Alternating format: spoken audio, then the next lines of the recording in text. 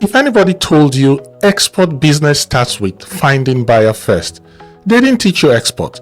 They taught you how to enter confusion professionally, because that shortcut you are chasing, it doesn't speed you up. It quietly destroys you. You hear it everywhere. I get buyer for here. Because some random person just tell you say you need products.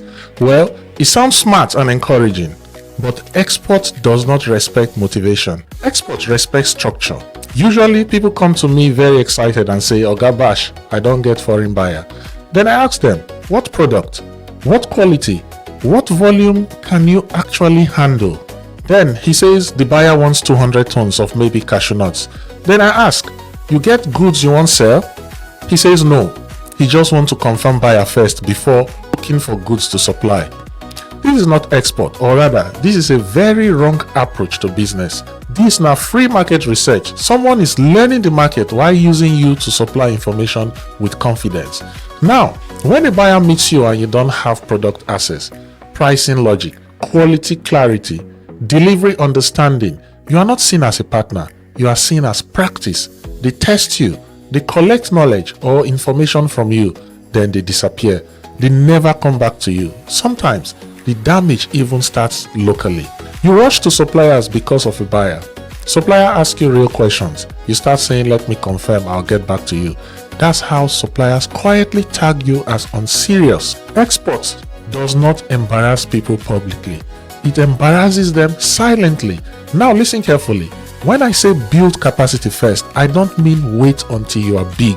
I mean start doing the business even if it is small. Buy small, sell small, move small volumes. That is where the real understanding starts.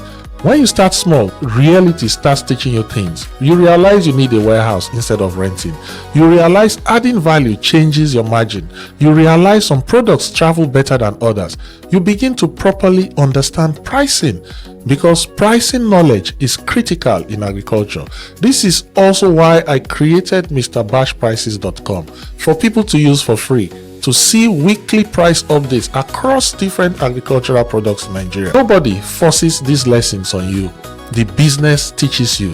For those who want a sense of community for agribusiness issues and opportunities, feel free to join our free and active WhatsApp community, where people are already sharing real information, learning from each other, and even making deals quietly. No noise, no fake buyers, just people doing the work. Because growth is faster when you are not learning alone. Sometimes your local buyer, without planning it, is the one that turns you into an exporter. You don't need to chase export. Export can grow out of your structure.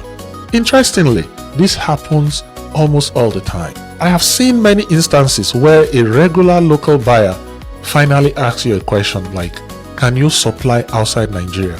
That's when it hits you. You didn't chase export. Export grew out of your structure. Now, please take note of this. The best time to gain experience is when your resources are still very limited. Mistakes are cheaper. Lessons stay in your head faster.